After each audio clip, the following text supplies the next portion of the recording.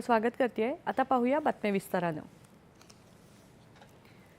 जलसुरक्षा हे सर्वांचं कर्तव्य असून त्या दिशेनं सुरू असलेल्या प्रयत्नांमध्ये नागरिकांनी सक्रिय सहभाग घ्यावा असं आवाहन राष्ट्रपती द्रौपदी मुर्मू यांनी केलं.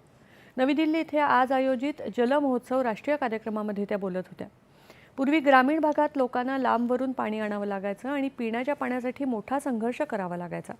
पण आता अनेक घरांच्या अंगणात स्वच्छ पाणी मिळतंय. सध्या देशातल्या सुमारे 82% ग्रामीण घरांमध्ये नळाद्वारे पाणी पुरवठा होत असून ही जलजीवन मिशनची मोठी आणि यशस्वी कामगिरी असल्याचं त्यांनी सांगितलं. पाणी हा जीवनाचा आधार असून ते सर्व आजारांवरील औषध म्हणून ओळखलं जावं अशी प्रार्थनाही त्यांनी यावेळी व्यक्त केली. वर्षों तक ग्रामीणों, विशेषकर महिलाओं और बच्चों को पीने का पानी बहुत दूर से लाना पड़ता था. ये केवल सुविधा का प्रश्न नहीं था, ये समय, स्वास्थ्य और गरिमा का विषय था.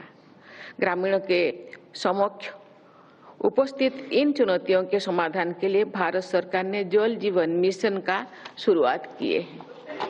कभी जिन ग्रामीणों को पीने के पानी के लिए संघर्ष करना पड़ता था, आज उनके घर के आंगन में स्वच्छ और सुरक्षित जल उपलब्ध है. ये इस मिशन की सफलता का प्रमाण है.